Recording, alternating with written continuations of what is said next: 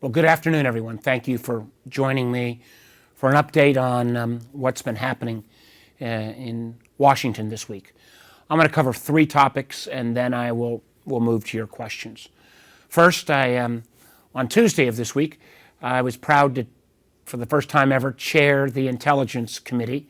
We had a hearing on an extraordinarily important subject, the SolarWinds hack, which was instigated by Russia, penetrated 18,000 companies in this country. Luckily, the Russians only chose to basically steal information from 9 or 10 government agencies and over 100 private companies. But it really exposed in an extraordinarily dramatic way how vulnerable our systems still are, how we've not made enough progress on cybersecurity. We think about this coming on the heels of a few years back, the hack of our government personnel records at OPM, or just 2 years ago with the hack of Equifax, the credit reporting agency, where literally 145 million Americans' personal information was stolen. We need rules of the road. We need to make sure that when we see a foreign adversary like Russia break into these systems, that they know they have to pay a price for that kind of incursion. We need some level of reporting. We still do not have any law in this country that requires any company that's been hacked or broken into by a foreign adversary to even report that intrusion or attack.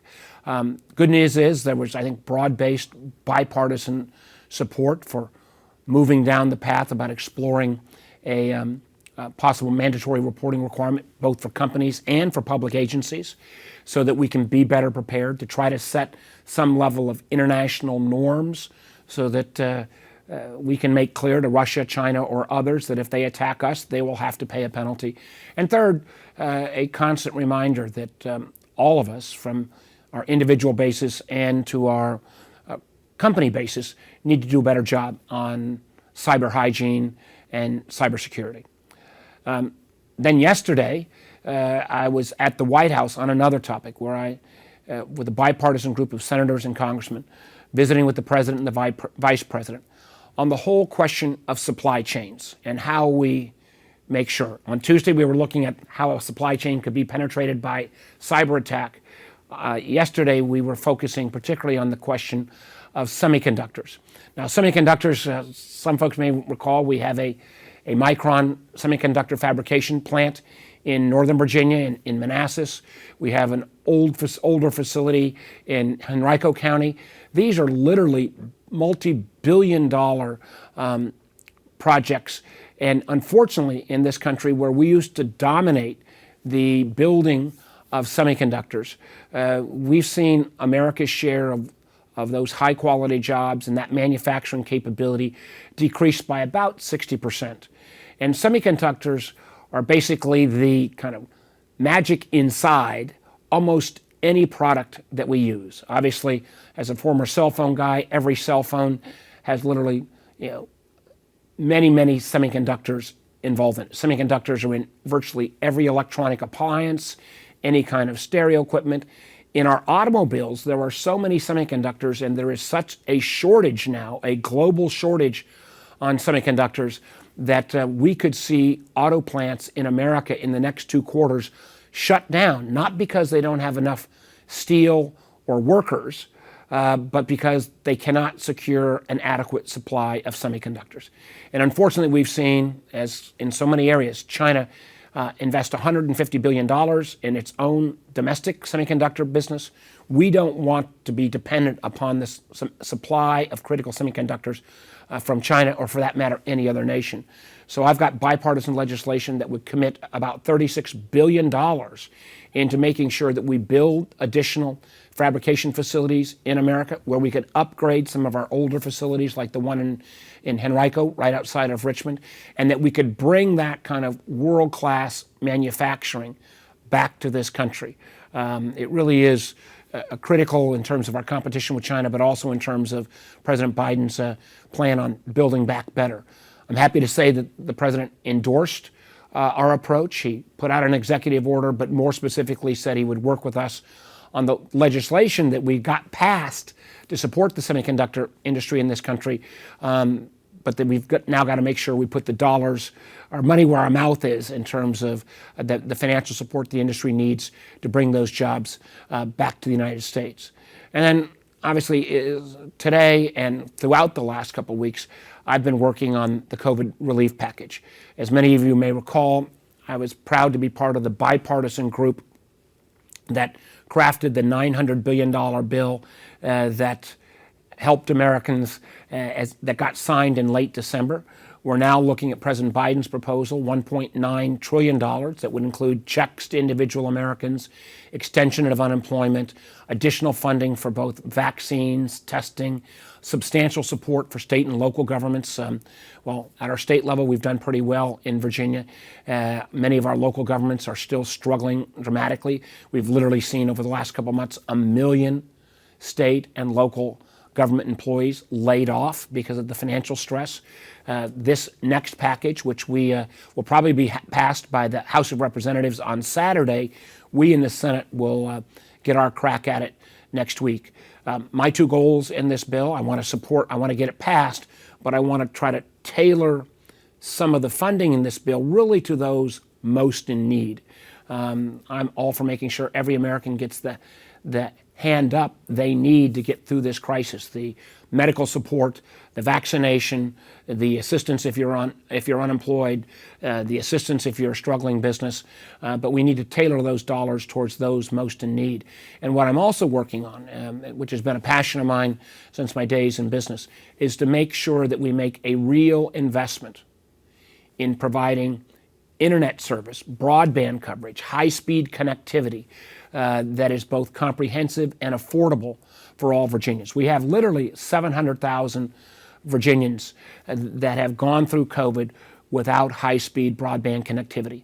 That makes it virtually impossible to work at home, to learn at home, to receive the benefits of telehealth. And I think it's time in our country that Joe Biden and this Congress make the same kind of commitment that Franklin Roosevelt made back in the 1930s when he said every home in America is going to get electricity. Well, we need to make sure that every home in America has that high-speed broadband connectivity at an affordable price. So whether it's working at home, studying at home, or getting telemedicine, you can really prosper in a 21st century. And I'm very hopeful as we get into these final negotiations that the broadband component, literally $45 billion, a lot of money, but that would get us about 97% coverage in our country. That will pay dividends not only connected to COVID, but that will help increase our long-term economic viability. And for lots of South Side and Southwest parts of the Valley that are still struggling with this issue, and even parts of suburban Virginia, we need to make sure they've got that access. So with that as my opening comments, Val, I know we've got a number of folks on the line. Why don't I throw it back to you and be happy to take some questions. The first question today comes from Amy Knowles from the Dogwood. And as a reminder, if you would like to ask a question, please email my colleague Nellie Decker. Hey, Senator Warner, can you hear me? Yes, I can, Amy. Great to hear from you. Awesome. Great. Well, thanks for taking our questions. Mine is actually about the stimulus checks that could be coming up. The number that I've heard is a potential $1,400 check for each individual. And I was just curious about what all went into the consideration to potentially increase the amount from the $600 that Americans received last time. Well, $600 is what we came to a conclusion in December. You then had kind of strange bedfellows between President Trump and Bernie Sanders saying we need to move that $600 up to a full $2,000, which would mean $1,400 additionally. And there's a lot of economic discussion about whether that's the right number, the wrong number. I think if we've learned one thing from the financial crisis of 2008, 2009, when the economy is teetering this much on the edge and so many people are hurting, it's better to kind of overinvest.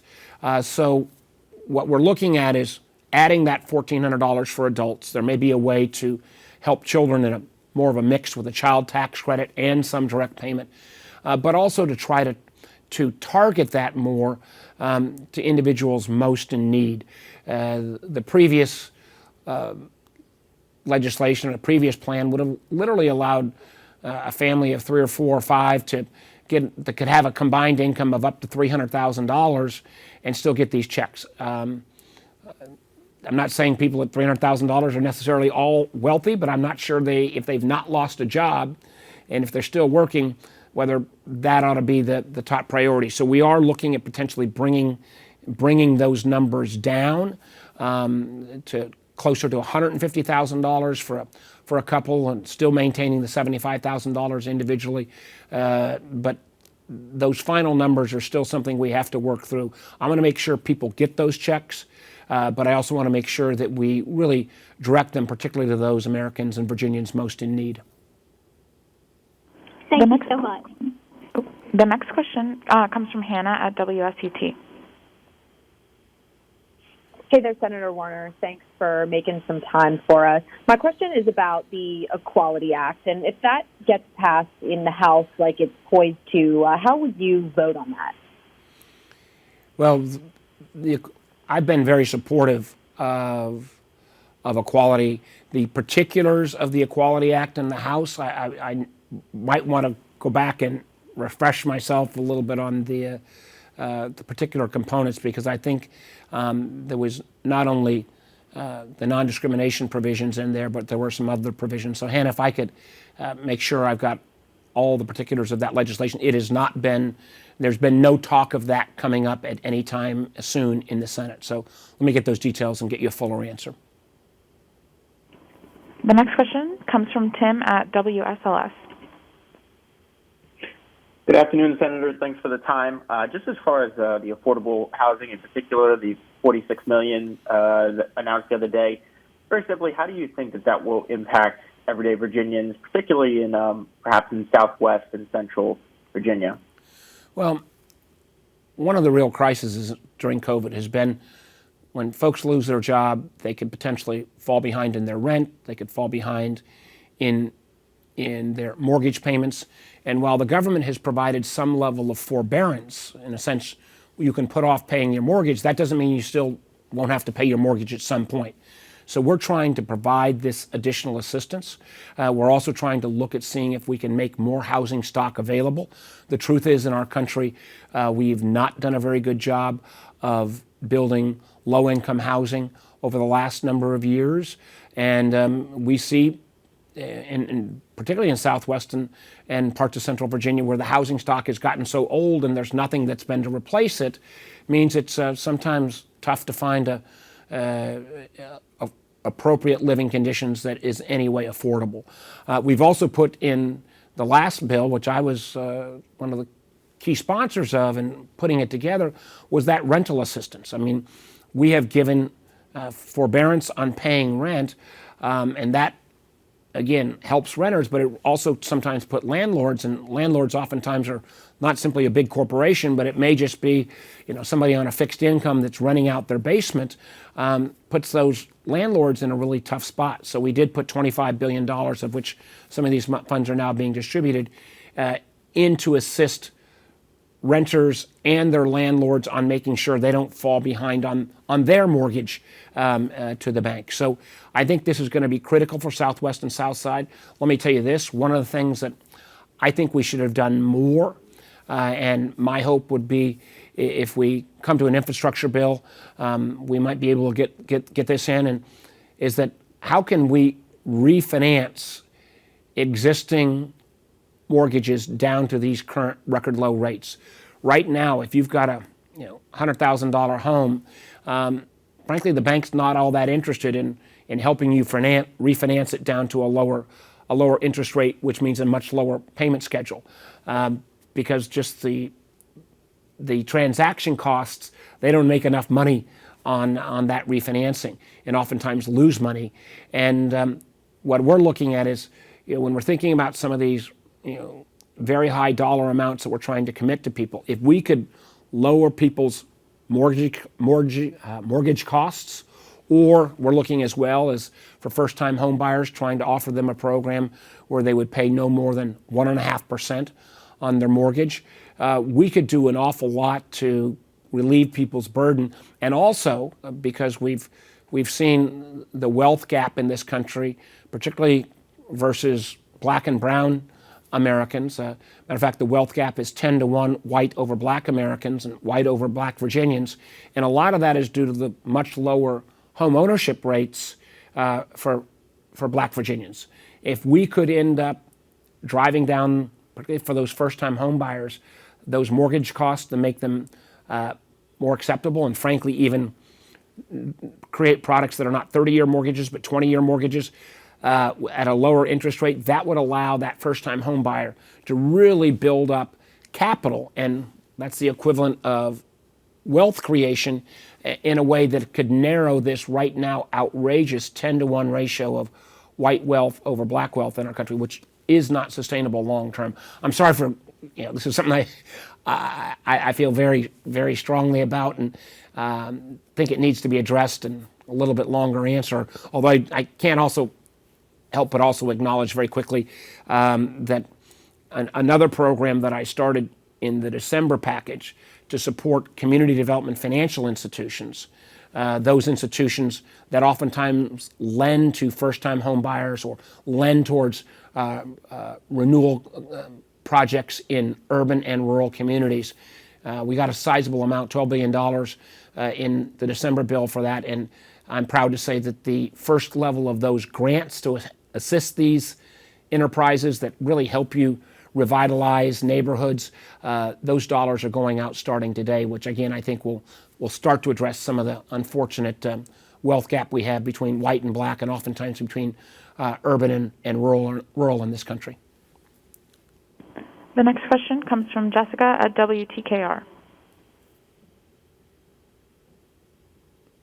Senator, thank you so much for joining us and answering our questions. I just want to turn our attention to the Capitol riots.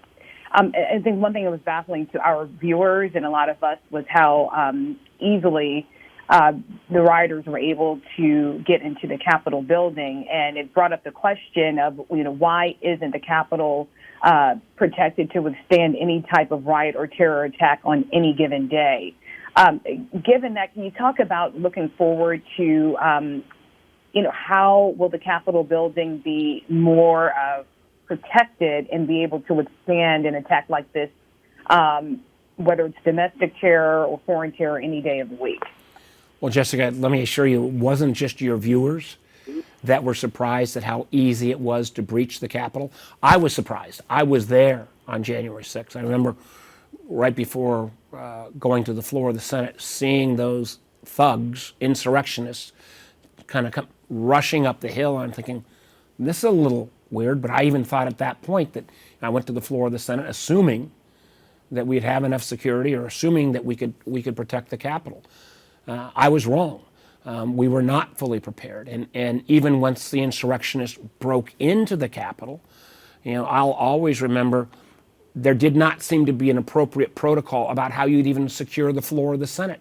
Just getting the doors locked where the visitors normally sit in the gallery did not seem to be well organized. Where they were going to transfer the senators and their staff did not seem to be very well organized. So we absolutely need to have better procedures and protocols on how we secure the Capitol, how we move it into a lockdown mode, how we secure the physical building.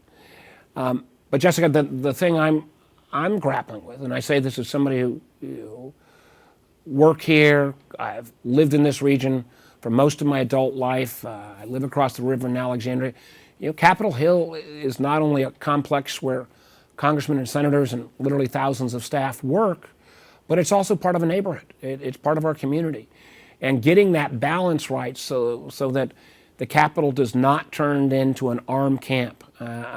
It breaks my heart every day I come to work when I see these fences surrounding the Capitol, when I see the checkpoints, when I see still the remaining presence of our National Guard. I hope and pray that we can come up with a security plan that keeps those of us who work here safe, but we cannot allow the capital of the greatest democracy in the world to become off limits to Americans in their right to come and talk to me as their senator, in the right to kind of see the part of history that our capital represents.